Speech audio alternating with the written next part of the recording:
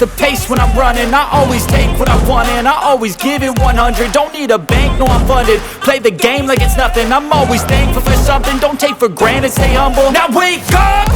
It's time to look at the enemy. Look in the mirror if he is no friend. What's up, guys? Welcome to the channel. My name is Brian, and if you're here, it's because you love bow hunting, okay? This is kind of just an intro video on me and everything that I've done to this point, and then we'll kind of just put more on top of this from there, okay? So I'm a retired Marine of over 20 years and die-hard whitetail bow hunter. We're going to kind of talk about how I got there and my adventures in life and everything up to that point, all right? So I'm happily married to my wife of actually 20 years this year. We hit 20. So we've got two beautiful girls. One's in college and the other one is a junior in high school. So when I retired almost 4 years ago now, the decision to stay here was not a decision. The girls were happy where they're at, so we're going to let them finish their school. I started really hunting growing up in Central Florida. Hog hunts here and there, snipe hunts, which is a small swamp bird you shoot with a shotgun. It's a real thing, I promise.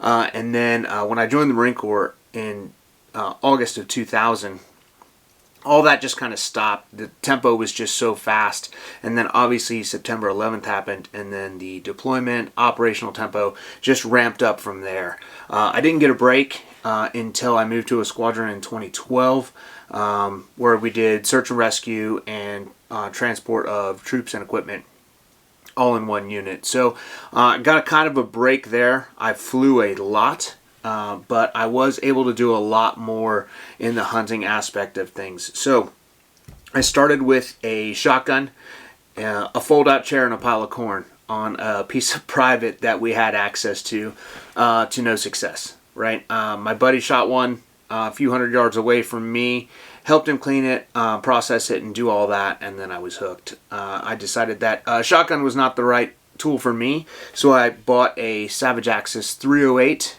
and the heaviest climber I could possibly find, I think, from Walmart, because I was on a budget. So I started that. Within 2 to 3 weeks, I was able to get in. I shot a doe with my 308, cleaned it. Everything was, you know, where I wanted it to be. I suffered a shoulder injury on a deployment in 2003 where it separated and it broke my collarbone. But obviously we were in country. There wasn't a whole lot to do with that, so we just kind of patched my wing and we kept trucking. Well, fast forward to probably 2016 with all the stuff, you know, the deployments, the Marine Corps, the workouts, the pull-ups, the PFTs, CFTs, all of those things just kind of took its toll. Had to have surgery. Within 6 months of that first surgery, I ended up having to have a second surgery, complete revision, just because it just wasn't right. After, I think that was in end of 2016, 17-ish, we'll call it. I'm not sure on the dates. I'll have to go back and look because it all kind of blends together, but I wasn't able to get behind a rifle to hunt that year. So I talked my wife into letting me buy a crossbow, because there wasn't that jolt, there wasn't, you know, it wasn't crazy. I wasn't trying to draw a bow. Shot a nice 160-pound 5-pointer with my crossbow, but it's still, I felt like I was still kind of missing something, right? So got rid of the crossbow, sold that, bought a budget bow from a Bass Pro Cabela's type deal. It was just a ready-to-shoot package. It was a diamond knockoff. And I was just kind of started to shoot that, and I started super light. I think I was only pulling like 30 or 40 pounds, just trying to nurse my shoulder back into health.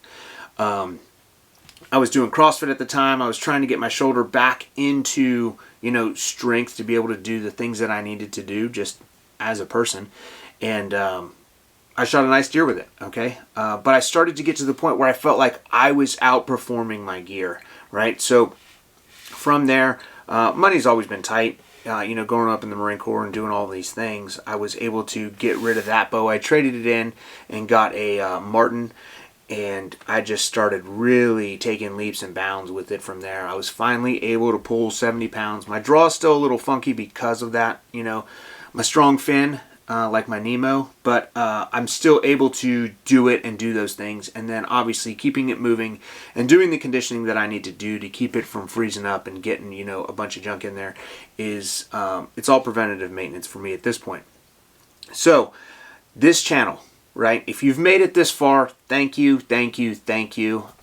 It's all going to be about my hunting adventures, okay? I am full-fledged bow hunting from now. I haven't picked up a rifle in, I would say, 3, almost 4 years since I retired. It's all been bow. Everything I've done has been with a compound bow.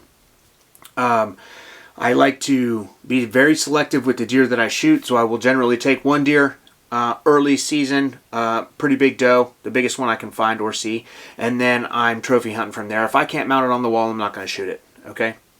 If I don't get to that trophy status before, I would say, Thanksgiving, right there before Christmas, I will take another doe just to fill the freezer because we are living off of venison, right?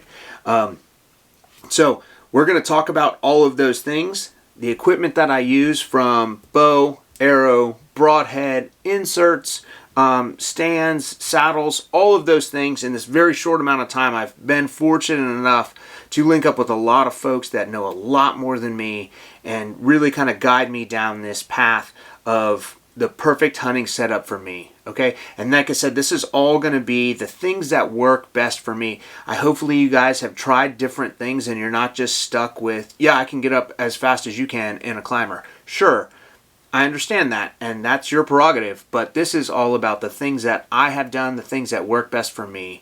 So please stay tuned. I'm going to try and crank out at least one video a week, doing all kinds of different things. Topics are going to be vast. Everything that I go through, hunting processes, and the gear that I use, okay? So please, if you like this channel, please stay tuned, like and subscribe, do all the things that everyone else tells you to do, and let's try and get this thing moving because I just want to share all of my knowledge, successes and failures that I have gotten to this point with you all for your benefit. Thanks, guys. Hopefully we see you later.